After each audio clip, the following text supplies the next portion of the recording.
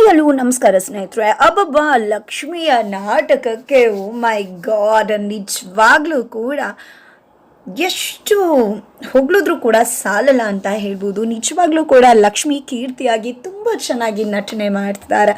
Because ಇಲ್ಲಿ ಕಾವೇರಿ ಅವರಂತೂ ಗಡ ಗಡ ಅಂತ ನಡಕ್ತಾ ಇದ್ರೆ ಅಲ್ಲಿ ಲಕ್ಷ್ಮಿ ತನ್ನ ಆ್ಯಕ್ಟಿನಲ್ಲಿ ಸೈ ಅನ್ಸ್ಕೊಂಡಿದ್ದಾಳೆ ಅಂತಾನೆ ಹೇಳ್ಬಹುದು. ಹಾಗಿದ್ರೆ ಮತ್ತೊಂದು ನಾಟಕಕ್ಕೆ ಸಿದ್ಧವಾಗಿಬಿಟ್ಟಿದ್ದಾಳೆ ಈ ಕಡೆ ಲಕ್ಷ್ಮಿ. ಹಾಗಿದ್ರೆ ಏನಾಗ್ತದೆ? ಹೊಟ್ಟೆ ಹಾಸ್ಕೊಂಡಿರೋ ಕಾವೇರಿ ಹೊಟ್ಟೆ ತುಂಬಿಸೋಕೆ ಮುಂದಾದ್ಲ ಲಕ್ಷ್ಮಿ. ಏನಾಗ್ತದೆ ಅದನ್ನೆಲ್ಲವನ್ನ ಕೂಡ ತಿಳ್ಕೊಬೇಕು ಅಂದರೆ ಈಗಲೇ ನಮ್ಮ ಈ ಚಾನಲ್ನ ಸಬ್ಸ್ಕ್ರೈಬ್ ಮಾಡಿ, ಹಾಗೆ ಈ ಒಂದು ವಿಡಿಯೋವನ್ನು ಪೂರ್ತಿಯಾಗಿ ನೋಡಿ. ಇಲ್ಲಿ ಕಾವೇರಿಯವರು ಪಾಪ ಊಟ ಬಿಟ್ಕೊಂಡು ಕುತ್ಕೊಂಡ್ಬಿಟ್ಟಿದ್ದಾರೆ. ತನ್ನ ಮಗ ಬರ್ತಾನೆ, ಖಂಡಿತವಾಗ್ಲೂ ನನ್ನ ಮಗ ನನಗೆ ಕ್ಷಮೆ ನೀಡ್ತಾನೆ ಅಂತ ಕಾಲಿಟ್ಕೊಂಡು ಡ್ರಾಮಾ ಮಾಡಿದ್ರು ಕಾವೇರಿ. ಆದರೆ ಯಾವುದೇ ಡ್ರಾಮಾ ಕೂಡ ಈ ಬಾರಿ ವೈಷ್ಣು ಮುಂದೆ ವರ್ಕೌಟ್ ಆಗಲಿಲ್ಲ. ಅವನಿಗೂ ಏನು ಕಾಲಿಡ್ಸ್ಕೋಬೇಕು ಅಮ್ಮನ ಹತ್ರ ಅಂತ ಆಸೆ ಇಲ್ಲ. ಆದರೆ ಅಮ್ಮನ ಬುದ್ಧಿ ವೈಷ್ಣವ್ಗೆ ಇಷ್ಟ ಆಗ್ತಿಲ್ಲ. ಪದೇ ಪದೇ ಪದೇ ಪದೇ ಮಾಡಿರೋ ತಪ್ಪುಗಳು ಮಾಡ್ತಾ ಮಾಡ್ತಾ ಅದನ್ನು ಇನ್ನೊಬ್ರು ಒಳಿತಕ್ಕೋಸ್ಕರ ಮಾಡ್ತೀನಿ ಅಂತ ಹೇಳೋದು, ತದನಂತರ ಕಾಲಿಡ್ಕೊಳ್ಳೋದು, ಇದು ಒಂದು ಚಾಳಿ ಆಗ್ಬಿಟ್ಟಿದೆ ಈ ಕಡೆ ಕಾವೇರಿ ಅವ್ರಿಗೆ. ಹಾಗಾಗಿ ಇದಕ್ಕೆ ಒಂದು ಬ್ರೇಕ್ ಹಾಕಬೇಕು ಅಂತ ವೈಷ್ಣು ಸಿದ್ಧ ಮಾಡ್ಕೊಂಡಿದ್ದಾನೆ. ಅದೇ ಒಂದು ಕಾರಣಕ್ಕೆ ಇಲ್ಲಿ ಕಾವೇರಿಯ ಯಾವುದೇ ನಾಟಕಕ್ಕೂ ಕೂಡ ವೈಷ್ಣು ಬಗ್ತಾ ಇಲ್ಲ. ಬಿಕಾಸ್ ಅಮ್ಮನ್ನ ಸರಿಯಾದ ದಾರಿಗೆ ತರಬೇಕು, ಅಮ್ಮನಿಂದ ಯಾರಿಗೂ ಹರ್ಟ್ ಆಗಬಾರ್ದು, ಅಮ್ಮಂಗೆ ಗೊತ್ತಾಗಬೇಕು ತಾನು ಮಾಡ್ತಿರೋ ತಪ್ಪು ಅನ್ನೋದನ್ನ ಅರ್ಥ ಮಾಡಿಸೋದು ವೈಷ್ಣು ಇಂಟೆನ್ಷನ್ ಆಗಿದೆ. ಅದರ ನಡುವೆ ಸುಪ್ರೀತಾ ಮತ್ತೆ ವೈಷ್ಣು ಒಂದು ಸೈಕಿಯಾಟ್ರಿಸ್ಟ್ ಹತ್ರ ಬಂದಿದ್ದಾರೆ. ಬಿಕಾಸ್ ಲಕ್ಷ್ಮಿ ಬಗ್ಗೆ ಮಾತನಾಡೋದಕ್ಕೆ. ಲಕ್ಷ್ಮಿಗೆ split personality, multi personality disorder ಇರಬಹುದು ಅಂತ ಅವರು ಕೂಡ ಗೆಸ್ ಮಾಡ್ತಿದ್ದಾರೆ. ಆದರೆ ಇದು ಗೆಸ್ ಅಷ್ಟೇ. ಆಕೆನ ನಾನು ನೇರವಾಗಿ ಭೇಟಿ ಮಾಡಬೇಕಾಗತ್ತೆ, ಕ್ಯಾಶುವಲ್ ಭೇಟಿ ಆಗಿರಬೇಕು. ನಾನು ಡಾಕ್ಟರ್ ಅನ್ನೋದು ಆಕೆಗೆ ಗೊತ್ತಾಗಬಾರ್ದು. ಆಗ ಮಾತ್ರ ನಾನು ಆಕೆಗೆ ಏನಾಗಿದೆ ಅನ್ನೋದನ್ನು ಐಡೆಂಟಿಫೈ ಮಾಡೋಕ್ಕೆ ಸಾಧ್ಯ ಅಂತ ಹೇಳ್ತಾರೆ. ಫೈನಲಿ ಭೇಟಿ ಮಾಡೋದಾಗಿ ನಿರ್ಧಾರವಾಗುತ್ತೆ. ತದನಂತರ ಇಲ್ಲಿ ವೈಷ್ಣವ, ಸುಪ್ರೀತಾ ಮತ್ತು ಡಾಕ್ಟರ್ ಇಬ್ಬರು ಕೂಡ ತುಂಬ ವರ್ಷಗಳ ನಂತರ ಭೇಟಿಯಾಗಿದ್ದಾರೆ. ಫ್ರೆಂಡ್ಸ್ ಮಾತಾಡ್ಕೊಳ್ಳಿ ಅಂತ ಹೊರಗಡೆ ಹೋಗ್ತಾರೆ. ಹೊರಗಡೆ ಹೋಗ್ತಿದ್ದಾಗೆ ಈ ಕಡೆ ಸುಪ್ಪಿ ಹೇಗಿದೆಯಾ, ಅದರಿಂದ ಆಚೆ ಬಂದ್ಯಾ, ಹೇಗಿದೆ ನಿನ್ನ ಬದುಕು ಅಂತ ಎಲ್ಲ ಕೇಳ್ತಿದ್ದಾರೆ ಡಾಕ್ಟರ.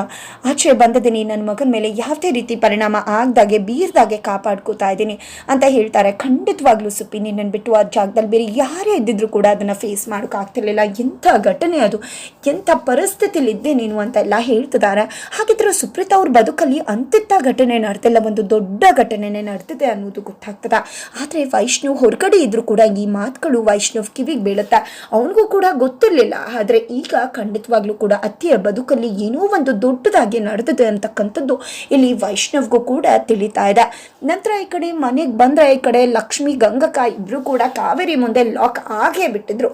ಆದರೆ ಗಂಗಕ್ಕನ ಒಂದು ಪ್ರೆಸೆನ್ಸ್ ಆಫ್ ಮೈಂಡಿಂದ ಇಲ್ಲಿ ಲಕ್ಷ್ಮಿ ಬಚಾವಾಗಿದ್ದಾಳೆ ಅಂತ ಹೇಳ್ಬೋದು. ಬಿಕಾಸ್ ಇಲ್ಲಿ ಕೀರ್ತಿ ಮನೆಯ ಮಂಜುಳಕ್ಕ ಬಂದದ ಇಲ್ಲಿ ನಾನು CCTVಲಿ ನೋಡಿದ್ದೀನಿ, ಗಂಗಾ ಬಂದು ಕೀ ತೊಗೊಂಡು ಹೋದ್ರು ಹಾಗೆ ಹೀಗೆ ಅಂತ ಹೇಳ್ತಿದ್ದಾಗೆ ಕಾವೇರಿಯವರು ರೆಬಲ್ ಆಗಿ ಪ್ರಶ್ನೆ ಮಾಡ್ತಾರೆ. ಗಂಗಕ್ಕ ಕೂಡ ಒಪ್ಕೋತಾರೆ. ಸಿಕ್ಕಿ ಬಿದ್ರು ಅನ್ಕೊಳ್ಳೋ ಅಷ್ಟರಲ್ಲಿ ಇಲ್ಲಿ ಬೇಡ, ಹೊರಗಡೆ ಹೋಗಿ ಮಾತಾಡೋಣ ಅಂತ ಹುಷಾರಾಗಿ ಲಕ್ಷ್ಮಿಗೆ ಕಣ್ಣು ಹೊಡೆದು ಕಾವೇರಿನ ಕರ್ಕೊಂಡು ಹೋಗ್ತಾರೆ. ನಾನು ಯಾಕೆ ಹೋಗಿದ್ದೆ ಅಂದರೆ, ನೀವು ಲಕ್ಷ್ಮಕ್ಕನ ಕರ್ಕೊಂಡು ಬಂದಮೇಲೆ ನಾನು ಗುರುಗಳ ಹತ್ರ ಹೋಗಿದ್ದೆ, ಅವ್ರು ಒಂದು ಬೂದಿ ಕೊಟ್ಟಿದ್ರು. ಆ ಬೂದಿನ ಮನೆ ಸುತ್ತ ಹಾಕಿದ್ರೆ ದಿಗ್ಬಂಧನ ಮಾಡುತ್ತೆ ಕೀರ್ತಿ ಭೂತಾನ, ಅದಕ್ಕೋಸ್ಕರ ಕೀರ್ತಿ ಆತ್ಮನ ದಿಗ್ಬಂಧನಗೊಳಿಸೋದಕ್ಕೆ ನಾನು ಹೋಗಿದ್ದೆ ಅಂತ ಹೇಳಿದ್ರು. ಅದಕ್ಕೆ ಮಂಜುಳಕ್ಕ ಅಲ್ಲಿ ನಾನು ಯಾವುದೇ ಬೂದಿ ಹಾಕಿ ನೋಡ್ಲಿಲ್ವಲ್ಲ ಅಂತ ಮತ್ತೆ CCTV ಬಗ್ಗೆ ಮಾತಾಡಿದ್ರು. ಅದೆಲ್ಲ ಸುಮ್ಮನೆ ಇರು, ಎಲ್ಲದಕ್ಕೂ CCTV ಸುಮ್ಮನೆ ಮುಟ್ಟೋಕೆ ಹೋಗ್ಬೇಡ, ಅಳ್ಸೋಕೆ ಹೋಗ್ಬೇಡ, ಆಮೇಲೆ ಏನಾಗುತ್ತೆ ಗೊತ್ತಾ, ಮತ್ತೆ ಆತ್ಮ ಬಂದ್ಬಿಡುತ್ತೆ ಅಂತ ಕಾವೇರಿ ಸಮೇತ ಹೆದರಿಸ್ಬಿಡ್ತಾರೆ. ಈ ಕಡೆ ಗಂಗಕ್ಕ ಮಂಜುಳಾಗೆ. ಈ ಕಡೆ ಕಾವೇರಿ ಕೂಡ ಹೆದರ್ಕೊಂಡಿದ್ದೆ. ನೋಡು ಮಂಜುಳಾ, ಯಾವುದೇ ಕಾರಣಕ್ಕೂ ನೀನು ಅದನ್ನೆಲ್ಲ ಮುಟ್ಟಬೇಡ ಆಯ್ತಾ, ನೀನು ಒಂದಷ್ಟು ದಿನ ಮನೆ ಕಡೆನೇ ಹೋಗಬೇಡ ಅಂತ ಹೇಳಿ ಕಳಿಸ್ಬಿಡ್ತಾರೆ. ಫೈನಲಿ ಇಲ್ಲಿ ಲಕ್ಷ್ಮಿ ಕೂಡ ನೋಡ್ತಿದ್ದಾಳೆ, ಸದ್ಯಪ್ಪ ಗಂಗಕ್ಕ ನನ್ನನ್ನು ಬಚಾವ್ ಮಾಡಿದ್ರು ಅಂತ ಅನ್ಕೋತಿದ್ದಾಳೆ. ಈ ಕಡೆ ಲಕ್ಷ್ಮಿ ಕೂಡ ಇದೆಲ್ಲ ಆಗೋದ್ರ ಜೊತೆಗೆ ಆ ಕಡೆ ಕಾವೇರಿಯವರು ಊಟ ಮಾಡದೆ ಕುತ್ಕೊಂಡಿದ್ದಾರೆ. ಅಲ್ಲಿಗೆ ಲಕ್ಷ್ಮಿ ಊಟ ತೊಗೊಂಡು ಹೋಗ್ತಾಳೆ. ಮನೆ ಸೊಸೆಯಾಗಿ ಅವಳ ಕರ್ತವ್ಯ ಏನು ಮಾಡಬೇಕು ಎಲ್ಲವನ್ನ ಕೂಡ ನಿಭಾಯಿಸ್ತಾಳೆ. ಒಂದು ಹೆಣ್ಣುಮಗಳಾಗಿ ಮತ್ತೊಂದು ಹೆಣ್ಣುಮಗಳಿಗೆ ನ್ಯಾಯ ಕೊಡಿಸೋ ಕೆಲಸನೂ ಕೂಡ ಲಕ್ಷ್ಮಿ ನಿಭಾಯಿಸ್ತಾಳೆ. ಹಾಗಾಗಿ ತನ್ನ ಅತ್ತೆ ಊಟ ಮಾಡದೆ ಇತ್ತಾಗ ಊಟ ತೊಗೊಂಡು ಹೋಗಿ ದಯವಿಟ್ಟು ಅತ್ತೆ ಊಟ ಮಾಡಿ ಹೊಟ್ಟೆ ಹಸ್ಕೊಂಡು ಇರಬೇಡಿ ಅಂತ ಹೇಳ್ತಿದ್ರೆ, ಇಲ್ಲ ನನ್ನ ಪುಟ್ಟ ಯಾವುದೇ ಕಾರಣಕ್ಕೂ ಕೂಡ ನನ್ನ ಕ್ಷಮಿಸೋ ತನಕ ನಾನಂತೂ ಊಟ ಮಾಡುವುದಿಲ್ಲ, ನನಗೆ ಊಟ ಬೇಡ, ನನ್ನ ಮಗನ ಕ್ಷಮೆ ಬೇಕು, ನನ್ನ ಪುಟ್ಟ ನನ್ನ ಕ್ಷಮಿಸಿದ್ದೀನಿ ಅಂತ ಅಂತ ಹೇಳಬೇಕು ಅಂತಿದ್ರೆ ಏನತ್ತ ಇದೆಲ್ಲ ಹಠ? ಇದನ್ನೆಲ್ಲ ಮಾಡೋಕ್ಕೂ ಮುನ್ನನೇ ಅಂಥ ಪ್ರಾಮಾಣಿಕವಾಗಿದ್ದಿದ್ರೆ ಇಂಥ ಪರಿಸ್ಥಿತಿ ನಿಮಗೆ ಬರ್ತಿತ್ತ? ಸುಳ್ಳು ಹೇಳಿಲ್ಲ ಅಂದರೆ ಇಂಥ ಪರಿಸ್ಥಿತಿ ಬರ್ತಿತ್ತ? ನೀವೇ ಮಾಡ್ಕೊಂಡ್ರಿ. ಪ್ರಾಮಾಣಿಕವಾಗಿದ್ದು ಮಾಡೋ ಕೆಲಸ ಸರಿ ಇದ್ದಿದ್ರೆ ಇದನ್ನೆಲ್ಲ ಯಾಕೆ ನೀವು ಹೆದರಿಸ್ಬೇಕಿತ್ತು ಅಂತ ಲಕ್ಷ್ಮಿ ಕೇಳ್ತಿದ್ದಾಗೆ ಕಾವೇರಿಯವರು ಕೆಂಡ ಆಗ್ಬಿಡ್ತಾರೆ. ಏನು ಮಾತಾಡ್ತಿದ್ಯಾ ಲಕ್ಷ್ಮಿ? ನನ್ಗೆ ಏನು ಮಾಡಿದನು ಅದು ಎಲ್ಲವೂ ಕೂಡ ನಿಮಗೋಸ್ಕರ, ನಿಮ್ಮ ಒಳ್ಳೇದಕ್ಕೋಸ್ಕರ ಅಷ್ಟೇ ಅಂತ ಹೇಳ್ತಿದ್ರೆ ಏನತ್ತೆ ಒಳ್ಳೇದಕ್ಕೋಸ್ಕರ? ಎಲ್ಲದಕ್ಕೂ ಕೂಡ ಒಳ್ಳೇದು ಅಂತ ಹಣೆಪಟ್ಟಿ ಹಚ್ಚಿ ನಿಮ್ಗೆ ಏನು ಮಾಡ್ಬೋದು ಅದನ್ನು ಮಾಡ್ಕೋಬಹುದು ಅಂತ ಅಂದ್ಕೊಂಡಿದ್ರ? ಕೀರ್ತಿ ಅವ್ರಿಗೆ ಅನ್ಯಾಯ ಆಗದ, ಅದಕ್ಕೋಸ್ಕರನೇ ನಿಜವಾಗ್ಲೂ ಕೂಡ ನಿಮ್ಮಿಂದ ಕೀರ್ತಿ ಅವ್ರಿಗೆ ಅನ್ಯಾಯ ಆಗಿಲ್ವಾ ಅಂತ ಹೇಳ್ತಿದ್ರೆ ಏನು ಮಾತಾಡ್ತಿದ್ಯಾ ನೀನು ಅಂದಾಗ, ಹೌದು ಕೀರ್ತಿ ಅವ್ರಿಗೆ ಜಾತಕ ಹೇಳ್ದಾಗಿಂದ ಹಿಡಿದು ಇವತ್ತಿನ ತನಕ ಕೀರ್ತಿ ಅವ್ರಿಗೆ ಏನಾಗಿದೆಯೋ ಎಲ್ಲದಕ್ಕೂ ಕೂಡ ನೀವೇ ಕಾರಣ ಆಗಿದ್ರ.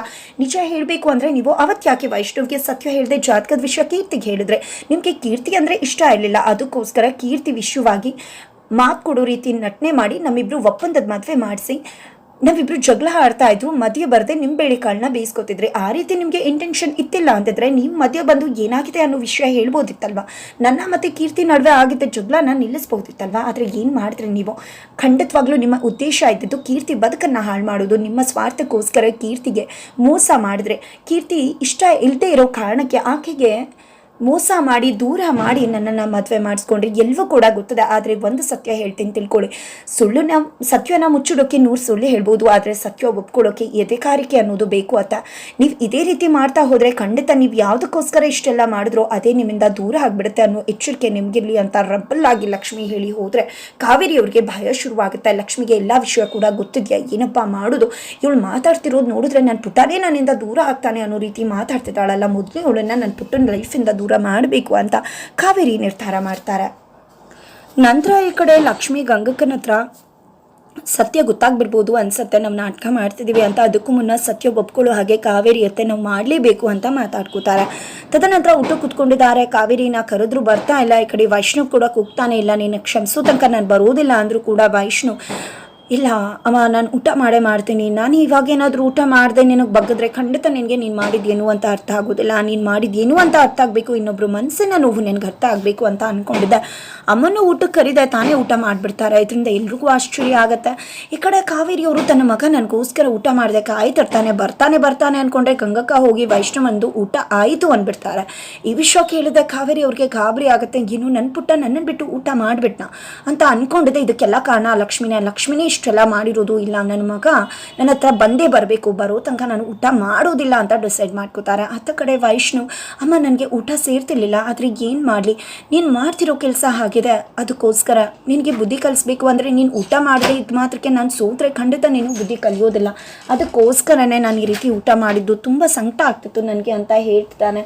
ಈ ಮಾತನ್ನು ಲಕ್ಷ್ಮಿ ಕೇಳಿಸ್ಕೊಂಡ್ಲು. ತದನಂತರ ಈ ಕಡೆ ಇದೆಲ್ಲ ಆಗೋದ್ರ ಜೊತೆಗೆ ಈ ಕಡೆ ಲಕ್ಷ್ಮಿ ಮತ್ತು ಗಂಗಕ್ಕ ಇಬ್ಬರು ಸೇರಿಕೊಂಡು ರಾತ್ರಿ ಎಲ್ಲ ರೂಮ್ನ ಕೂಡ ಲಾಕ್ ಹಾಕಿದೆ ಮತ್ತೊಂದು ಮಹಾ ನಾಟಕಕ್ಕೆ ಸಿದ್ಧವಾಗ್ತಿದ್ದಾರೆ.